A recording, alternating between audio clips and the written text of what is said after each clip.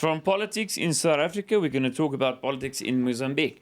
With us in the studio, Pedro Rather not. Barbosa. How's it? How's it, man? Good news, man. Well, how's the politics in Mozambique? You had to see that That's a one good, coming. yeah, and I was like, I have no idea, actually. Me too. I don't even know who's the president at the moment. Was that intentionally like, I don't want to have an idea, or Yeah, no, it's like let's just leave it there? TIA. This is Africa, so. This is Africa. Pedro, but you were born in Mozambique. I was, yeah. So we're going to talk about your new EP. You're going to launch tonight at Atterbury. But let's just start then. How old are you now? Go for it. No. I'm kidding. I'm 39 now. 29. And 29, I'm 29. not that young. Okay, 29, 39. And born in Mozambique? Yeah, born in Mozambique, yeah. You grew up there, or where did you guys move? I grew up there. I came to South Africa when I was just turned 20, actually. And I've been here ever since, yeah. I was just a little stint in the States for a while and then came back here. Yeah. And the passion for music, where did that actually originate? My mum said it started when I was about 6-7 years old in the shower. And you need to take a word for that, unfortunately. I don't remember it at all. Is it? But I started when I was 16. I started playing. I started writing, and a friend of mine saw some of my writing, and he was like, "Dude, this looks like songs." I was like, "What?" He's like, "Yeah," and he started just try and sing over it, and he could play guitar. And then I was like, "Okay, this does sound like a song." And then I told him, "No, I need to learn guitar because I don't want other people to write for me." So that's how it actually all started. And then I did marine biology and pharmacy for a while because my parents told me I should go and study music, and I was like, "There's no money in music." And wow, you were actually the one saying that. Wow. It was the other way around. Wow. And then I went back and I was like, you know what, I think you guys were right. They weren't happy, obviously, about it. That's when I came to South Africa. I did 3 years of jazz here. Then I went to the States and I did a specialization in production and professional songwriting. And then I came back here. So I was wondering, when you mentioned jazz now, because I listened to Crazy Love Is, and it is it's jazzy, it's vibey, it's a fantastic song. So did you build around the sound of that song?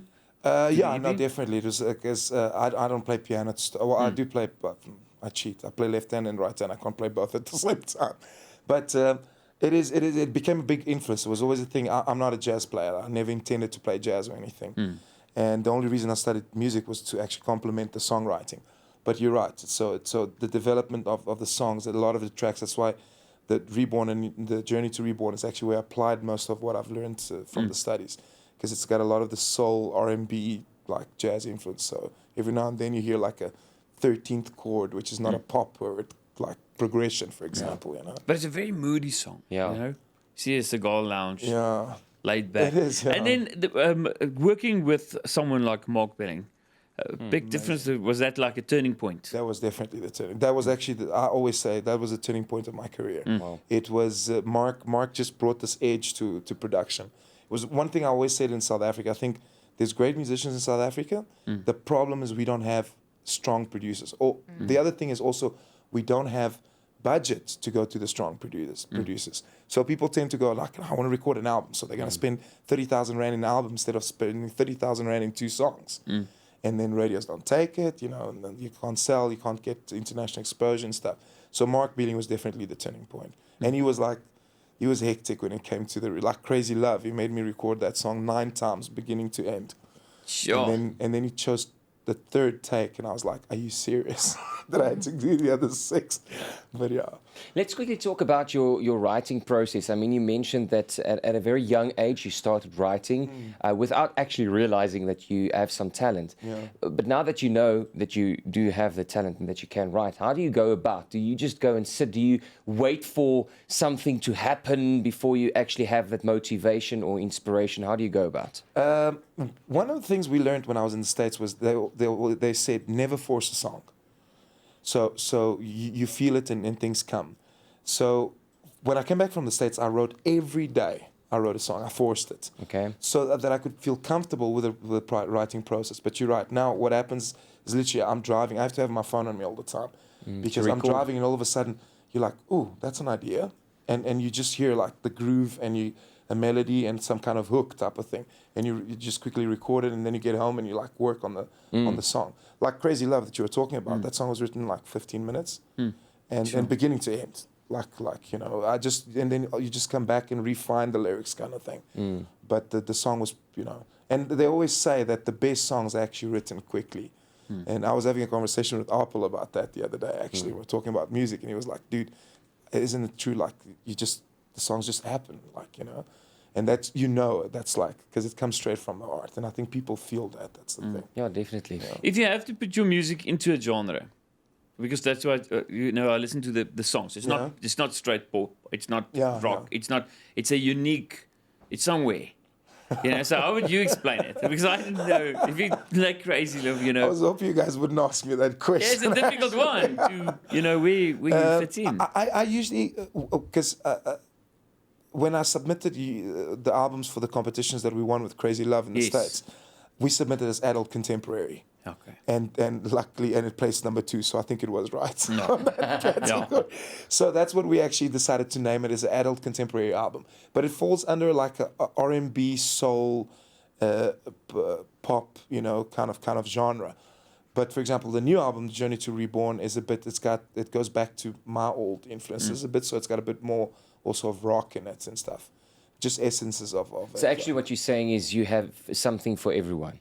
I do. That's actually... I do. I love like different styles of music. Like the Barbosa experience, it's pure Latin and African reggae. That's it.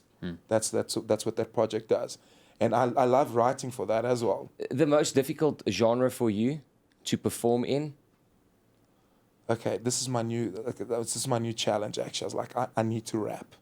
So my new single's got rap on it. So that is like, and I want to learn and I want to explore it because I love challenges. So that is definitely like, because one of the songs today at Asbury, I had to rap, and I was sitting yesterday and I was like, I need the lyrics. So I think remember in school when you used to write stuff in your palm? You need to know it. Because it's so long, dude. So I'm going to have to write it in my palm and go like, okay, cool.